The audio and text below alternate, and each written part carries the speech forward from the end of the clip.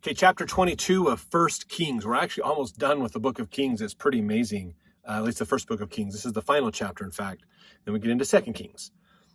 So in this one, we're going to learn of the Israel and Judah. Remember, those are two separate, the nation broke into two nations. They're going to come together for a little bit and fight Syria. And there's some challenges that are going to happen with this. And that's what we're going to learn about today.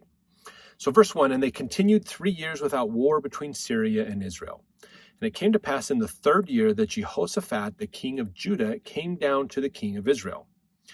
And the king of Israel said unto his servants, Know ye that Ramoth in Gilead is ours, and we be still and take it not out of the hand of the king of Syria? So Israel, so this is Ahab basically saying to his servants, Ben-Hadad said we get the Israelite areas back, remember? But why haven't we gone up there and actually occupied those and taken those back?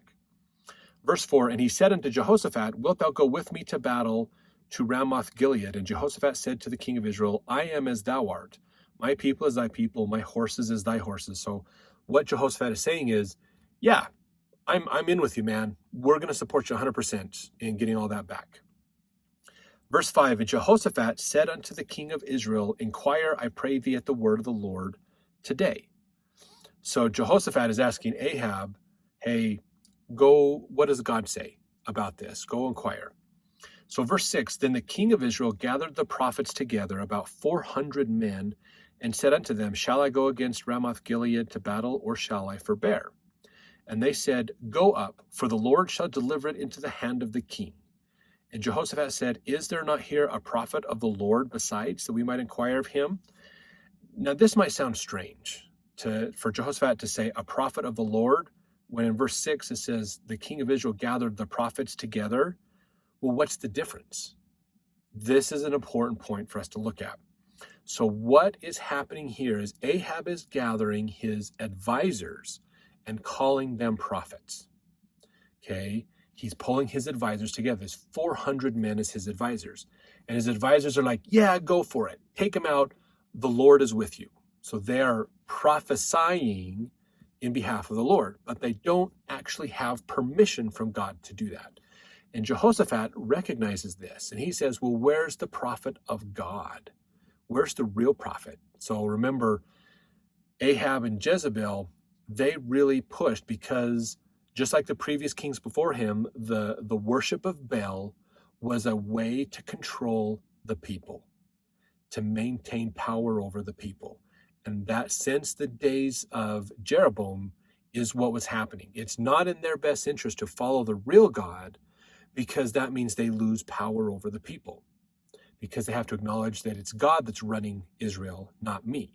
And so they lose their power. So they had to create, in order to maintain their power, they had to create a fake religion, but make it look legit so that they could maintain their power.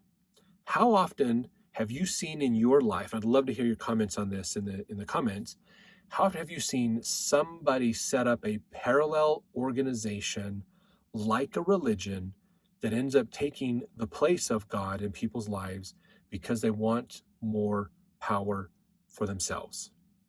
This could actually be an actual religion. A lot of times we hear about these with cults that do come up, where there's a person who kind of makes themselves the power person in the whole area, them and their children, kind of a monarchy in a religion type deal.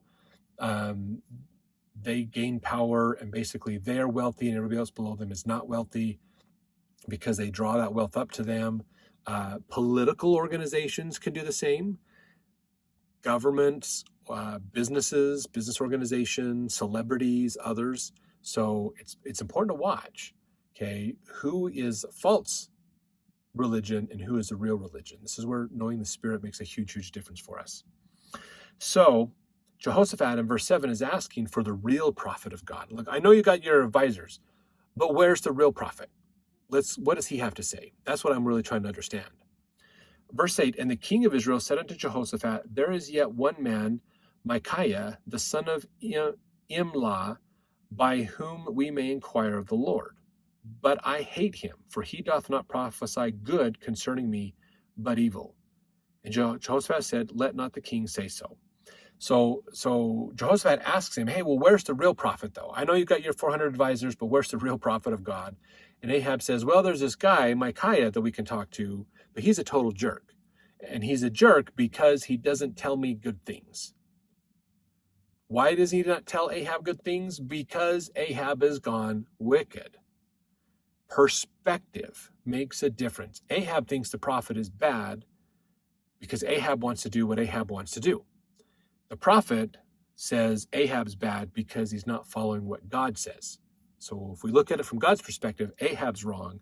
If we look at it from Ahab's perspective, the prophet is wrong. So perspective makes a difference. Which perspective are you looking at in your life? Can you actually verify that you're following, if you say you're following the prophets, the perspective of God, can you truly verify and prove that you are following God in your perspective? Very, very important thing to look at, okay? And I wouldn't say if you're not following the perspective of God that that's a bad thing. In general, that is a bad thing. You should follow the prophets. You should follow what God's perspective is. But it's important for you to be honest with yourself. If you choose not to follow God, then just be honest with yourself that you're not going to follow God. You don't need to hate the church. You don't need to hate the prophets. You don't need to hate these people. Just admit they're going in a different direction, and I don't want to go that direction. That's the whole reason we have multiple kingdoms of glory after the day of judgment, is because people have agency to make choices. The whole point of Judgment Day is to remind us that there's no question which kingdom we're going to end up in, basically. And it's all because of the choices we make in this life on earth. So Jehoshaphat says, well, let's go talk to him anyways. Let's just, besides that, king, let's go talk to him. Verse 9, the king of Israel called an officer and said, hasten hither Micaiah the son of Imlah. And the king of Israel and Jehoshaphat, the king of Judah, sat each on his throne, having put on their robes, in a void place in the entrance of the gate of Samaria. And all the prophets prophesied before them. In a void place, so like an empty place. This is also known as a threshing floor. So this is an area that's big, where they bring the grains in, they can beat them, they can get them all separated out. So it's a big open area where a lot of people can gather, basically. And so they bring their robes, their kingly attire, their thrones are put there next to each other, and the 400 advisors are now advising them, basically. Verse 11, and Zedekiah the son of Chenaanah made him horns of iron, and he said, thus saith the Lord, with these shalt thou push the Syrians, until thou have consumed them. So this advisor is like, I'm going to build this metal horn, and so long as you have this has the power, to the symbol, to say that you will win, basically, like a charm type of an idea, basically. Verse 12, and all the prophets prophesied so, saying, go up to Ramoth Gilead and prosper, for the Lord shall deliver it into the king's hand. So one thing that's important to realize, too, is this is such a common fallacy that we hear all the time. We see this in dealing with like witches and wizards and magic, that there's objects that can be imbued with power by themselves. Now, in the scriptures, we have seen objects that appear to have power. Okay, we've seen this with Moses' staff, turned into a serpent, I should say, Aaron's staff that had the bud. It's a completely dead branch, but yet new growth was coming off of it. We saw this with the Ark of the Covenant, with the sacred emblems of the temple and other things like that. There's been these things through time. But the point is, it's not the object that has the power. The power comes from God, okay? Utilizing the object follows the laws of God. If you break those laws, there's a punishment. That's what it is. It's God's power. The object is just the object. There's just laws built around that object, basically, that God follows. But we have this tendency in not just in olden days, but even in our modern days, to believe items have power. Oh, if I had the magic talisman, if I had the staff, if I had the shroud, if I had the golden cup, if I had whatever it is, we have forgotten that it's not the object that has the power. It's the priesthood of God that has the power, and it's the laws governing that priesthood and use with that object is where the power is, not the object itself. Okay, very, very important. Very, very important. Even in the story of the brother of Jared with the stones, because that's a very Old Testament story. They're in the New World going through their stuff in the book of Ether at the same time all this is happening here, basically. So you can kind of read Old Testament and the book of Ether in parallel in a way, basically. They're happening at the same time. But even those stones, again, the stones themselves aren't magical. The stones are following the power of God. Okay, God can pull his power back anytime. So this is an important thing for us to understand. But most people outside of the gospel of Jesus Christ will believe, because it's the easiest way to explain it, that things have power. And if I have the thing, I'm an extension of that power. If I wear this mask, if I carry this talisman, if I have this staff, I have power. Without it, I don't have power. If I don't have my wand, I don't have power. That's not true with the priesthood of God. It's not an object that has the power. It is the authority to act in the name of God, the priesthood, that gives the power to you or to anything else. So very important point, very important distinction to look at that we get to talk about here. Okay, so verse 13, and the messenger that was gone to call Micaiah spake unto him, saying, Behold, now the words of the prophets declare good unto the king with one mouth, meaning they all agree, okay? Let thy word, I pray thee, be like the word of one of them, and speak that which is good. So the servant's basically telling Micaiah, look, everybody else, all the other of the king's advisors have told him good things about going to battle to Syria. So it would be in your best interest to not make waves, but to go with this, basically. Verse 14, and Micaiah said, As the Lord liveth, what the Lord saith unto me, that will I speak. So Micaiah's like, okay, but I'm going to say whatever God tells me to say, regardless. Verse 15, so he came to the king, and the king said unto him, Micaiah, shall we go against Ramoth Gilead to battle, or shall we forbear? And he answered him, Go and prosper, for the Lord shall deliver it into the hand of the king. And the king said unto him, How many times shall I adjure thee that thou tell me nothing but that which is true in the name of the Lord? And so the king's like, wait a minute here, what's going on? And he said, I saw all Israel scattered upon the hills as sheep that have not a shepherd. And the Lord said, These have no master, let them return every man to his house in peace. And the king of Israel said unto Jehoshaphat, Did not I tell thee that he would prophesy no good concerning me, but evil? So so let's kind of pause here for just a second to go through this. So he calls Micaiah together with him, and Micaiah's like, yeah, sure, do what you want, whatever. Basically is what that he said there. And so Ahaz is like, wait, but you're usually prophesying evil against me. He says, well, so he says, well, what the Lord told me, what I saw in this vision was basically the people are scattered all over the place. There's no shepherd. There's no real person governing these people properly that God authorizes. So let them go back. Let them go in peace. Basically, don't go fight Israel, or fight Syria, I mean.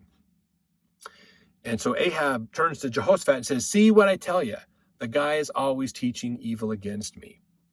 So verse 19, and he said, Hear thou therefore the word of the Lord. So this is Micaiah speaking. I saw the Lord sitting on his throne, and all the hosts of heaven standing by him on his right hand and on his left.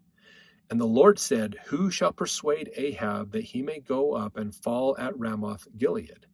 And one said on this manner, and another said on that manner. So the Lord is in counsel with his people, his angels, asking them about what should we do about Ahab, basically. Verse 21, and there came forth a spirit and stood before the Lord and said, I will persuade him.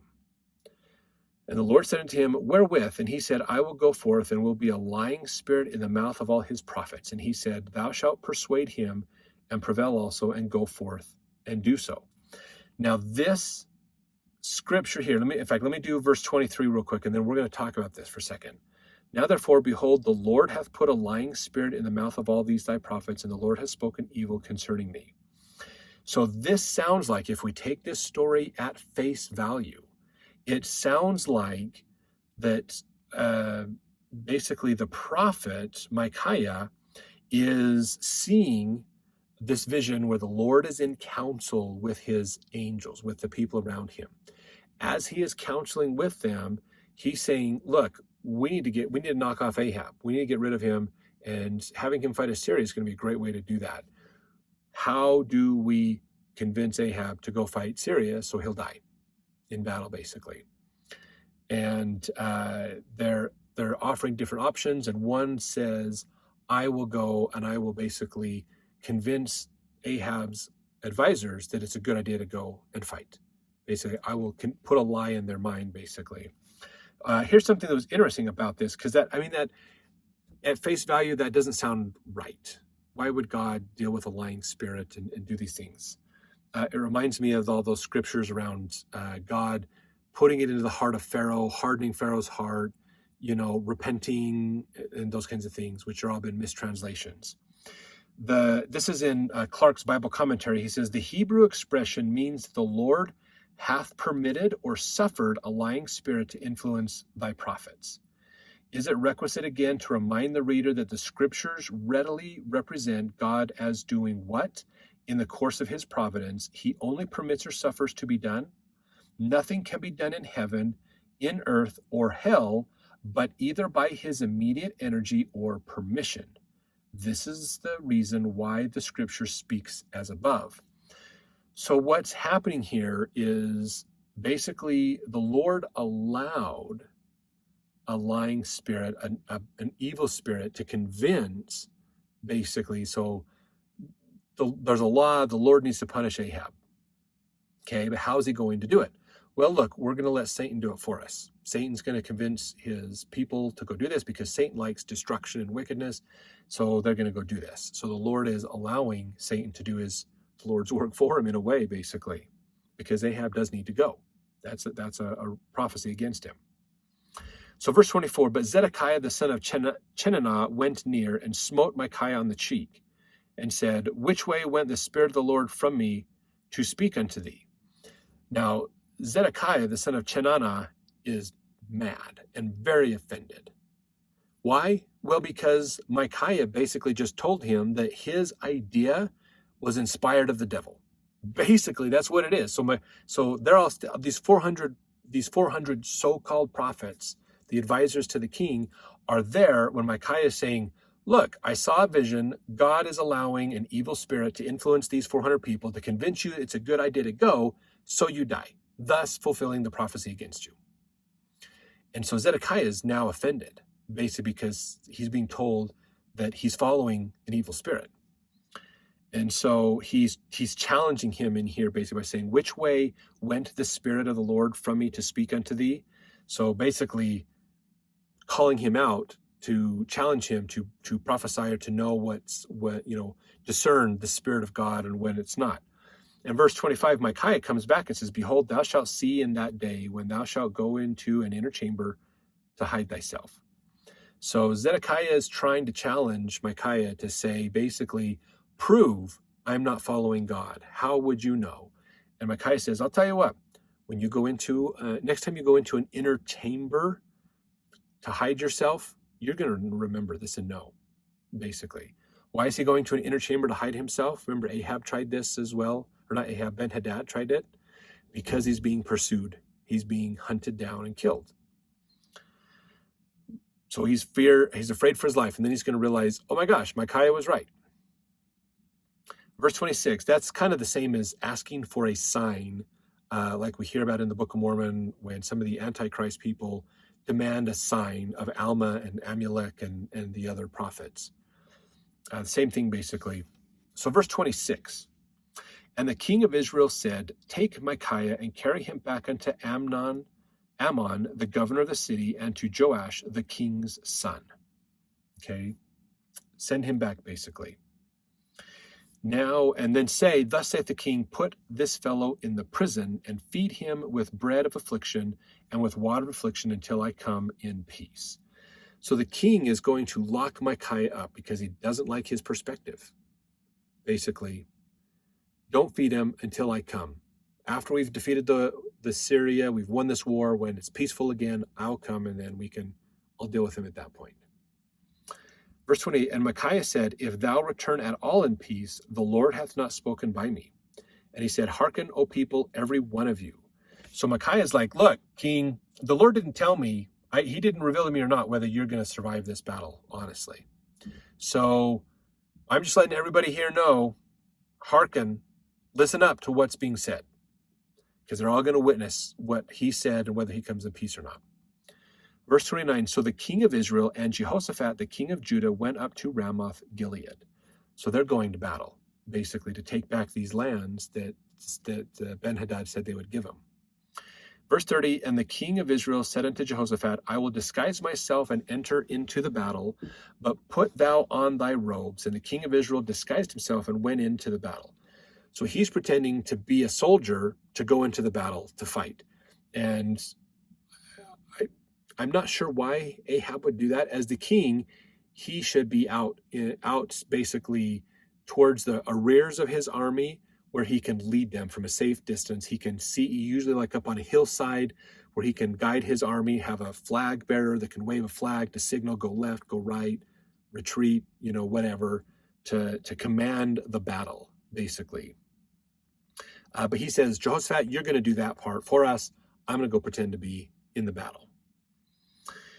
So, verse 31, but the king of Syria commanded his 32 captains that had rule over his chariot, saying, fight neither with small nor great, save only with the king of Israel. So somehow they figured out, hey, the king of Israel is inside the battle, so find him, hunt him down and find him, basically. Verse 32, it came to pass, when the captains of the chariots saw Jehoshaphat, that they said, surely it is the king of Israel.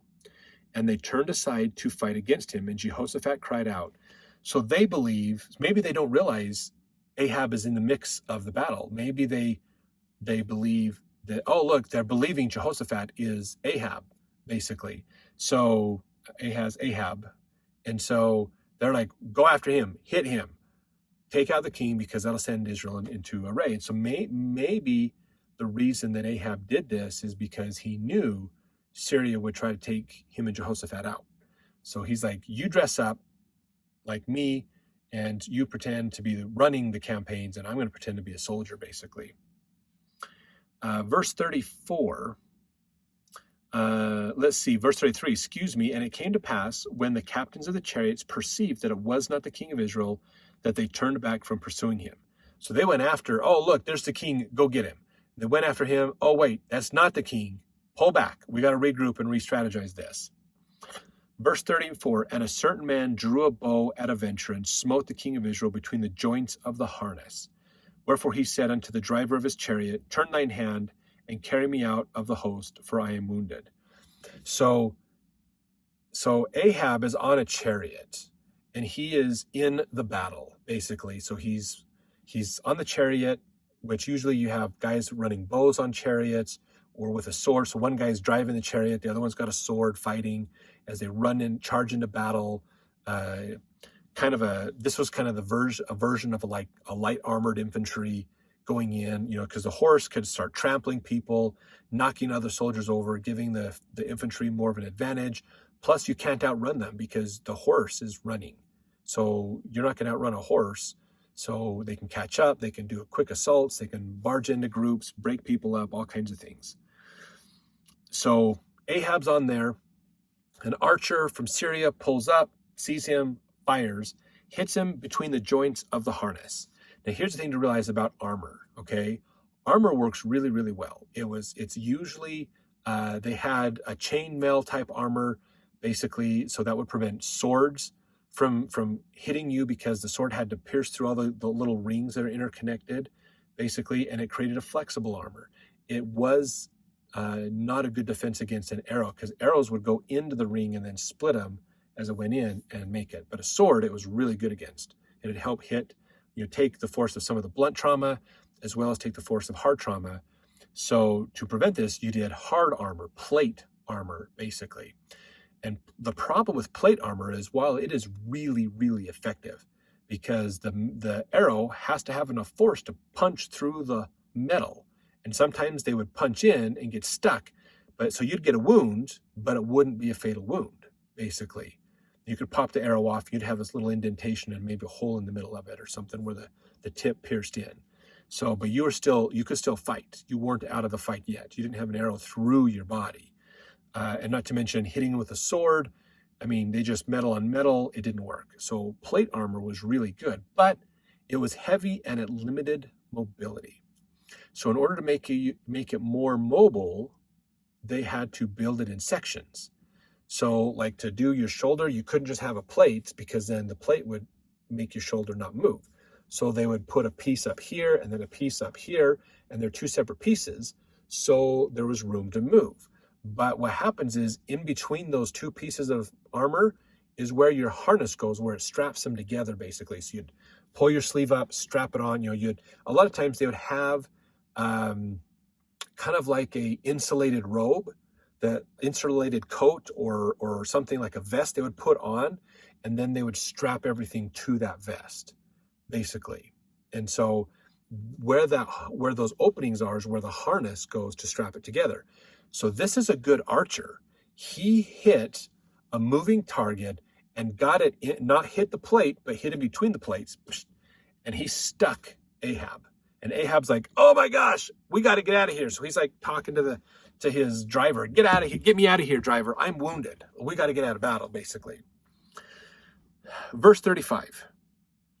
The battle increased that day, and the king was stayed up in his chariot against the Syrians.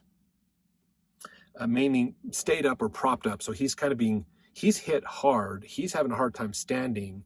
So he's using the chariot to support himself. And died at even. So at the end of the day, he died. And the blood ran out of the wound into the midst of the chariot. So it was a good piercing wound. He probably pierced an artery, maybe, hit a spot, he bled out, basically. He just couldn't win that one. That was a good shot. That archer got him good. So he died that night, basically, because of the wound. Loss of blood, probably. Body just shut down, and he died. Verse 36, there went a proclamation throughout the host about the going down of the sun, saying, every man to his city and every man to his own country. So because they only had torches, they didn't have lights. So fighting at night was hard. You didn't know who was who. And so getting into these scaffs where everybody's intermingled, I mean, you don't even know if you're killing same people, blue on blue or anything like that. So basically at night, it was just a good time to stop fighting. And it gives you time to deal with your wounded. It gives you time to regroup, prepare for the battle the next day. So they usually fought during the day. Night missions were not the norm back then. That was more your special forces type, sneak attack type things, ambushes and those kinds of things. Verse 37, so the king died and was brought to Samaria, and they buried him, the king, in Samaria. And one washed the chariot in the pool of Samaria, and the dogs licked up his blood, and they washed his armor according unto the word of the Lord, which he spake. Now, this is interesting. Okay, he died. He did get a burial. I have to mistake that from the previous chapters where we talked about not getting a burial when that prophecy was given. He did get a burial, but the dogs licked his blood. Why? Because he lost so much of it. So that's an interesting way that prophecy was fulfilled, basically. So verse 39, now the rest of the acts of Ahab and all that he did and the ivory house which he made, that's the first time we've heard about an ivory house, a big white house that he made, and all the cities that he built, are they not written in the book of the Chronicles of the Kings of Israel? Just again, that is a book we do not have. That is not Chronicles in the Old Testament. Okay, that's the Chronicles we have in the Old Testament is different than the book of the Chronicles of the Kings that they're talking about in here, basically. So that's still a lost book to history. Verse 40, so Ahab slept with his fathers, and Ahaziah his son reigned in his stead. And Jehoshaphat, the son of Asa, began to reign over Judah in the 4th year of Ahab, king of Israel. So Ahab had been in for 4 years when Jehoshaphat came into play, basically. Jehoshaphat was 35 years old when he began to reign, and he reigned 25 years in Jerusalem, and his mother's name was Azubah, the daughter of Shilhi. And he walked in all the ways of Asa his father. He turned not aside from it, doing that which is right in the eyes of the Lord. So we're getting a little bit of backstory on Jehoshaphat, okay? If you remember from a couple chapters ago, as we went through the kings after Rehoboam and Jeroboam, okay, Judah gets to Ahaz, and Israel basically goes through a whole bunch of kings. There's like 7 or 8 kings of Israel during the time that Asa is there, because Asa becomes righteous. He is a righteous king. Jehoshaphat follows in his righteousness, which makes sense why Jehoshaphat was asking to talk to the prophet of God, not the king's advisors, the false prophets, basically. So he walked all the ways of his father Asa. He turned not aside from it, doing that which was right in the eyes of the Lord. Nevertheless, the high places were not taken away, for the people offered burnt incense yet in the high places. So while he was righteous, he didn't use his kingly authority to destroy the false idols and religion in Judah, basically, unfortunately. And Jehoshaphat made peace with the king of Israel. Now the rest of the acts of Jehoshaphat and his might that he showed and how he warred, are they not written in the book of the Chronicles of the kings of Judah? Again, that's another book. There's the kings of Israel, kings of Judah. We don't have those books. We have the books of Chronicles, which is different, maybe connected to or written from them, but we're missing books that have a lot more information about the history of these kings. Verse 26, the remnant of the Sodomites, which remained in the days of his father Asa, he took out of the land. So the Sodomites, of course, are the cultic male prostitutes. Remember, this is part of the fertility rites and these other idol worship rites that they would do. He gets rid of them. Asa was getting rid of them. Finally, Jehoshaphat gets rid of the rest. Verse 47, there was then no king in Edom. A deputy was king, so they didn't have a full king. They had somebody else to be king in Edom, basically, kind of a prince. Verse 48, Jehoshaphat made ships of Tarshish to go to Ophir for gold, but they went not. For the ships were broken at Ezion-Geber. And you can look all those words up in the Bible dictionary to learn more about them. But he tried to make ships. Remember, Tarshish is the place where Solomon learned how to learn from the king of Tyre and to get ships to go. So they cut down the wood, they built the ships, they set sail. He was going to go get some gold to Ophir to get gold, and it didn't work out, basically. The ships were broken at Ezion-Geber, and he couldn't use them, basically. He lost his fleet. Verse 49, then Ahaziah, the son of Ahab, then said Ahaziah, the son of Ahab, unto Jehoshaphat, let my servants go with thy servants in the ships. But Jehoshaphat would not. So Ahaziah says, let some of my servants go with your servants to get gold, probably so he could get some gold too. And Jehoshaphat said no. Verse 15, Jehoshaphat slept with his fathers and was buried with his fathers in the city of David, his father. And Jehoram, his son, reigned in his stead. So realize we have literal descendancy from King David still. So Asa was righteous, Jehoshaphat was righteous, Jehoram is the next king of Judah. And remember, we have Ahaziah as the king of Israel. And he has a prophecy against him because he's the son of Ahab, that evil will come in his days. Verse 51, Ahaziah, the son of Ahab, began to reign over Israel in Samaria the 17th year of Jehoshaphat, king of Judah. So remember, Ahab was in 4 years when Jehoshaphat came in, basically, and then Ahab lived, and now Jehoshaphat's been a king for 17 years when Ahab died and Ahaziah came in. And he only reigned 2 years over Israel. And he did evil in the sight of the Lord and walked in the way of his father. Remember, his father and his mother were known as like some of the most wicked kings and queens of Israel.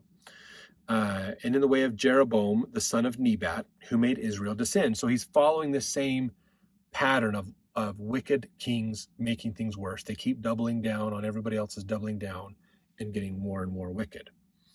Verse 53, for he served Baal and worshipped him and provoked to anger the Lord God of Israel according to all that his father had done. So he didn't just not do what Israel or what God wanted. He actually worshipped Baal. He wasn't a worshiper of the real God. So he was completely bad from God's eyes. From his eyes, he thought he was doing probably what's right, what was normal, what was acceptable, but it wasn't. He had lost the commandments because the forefathers had lost those commandments. A lot of problems.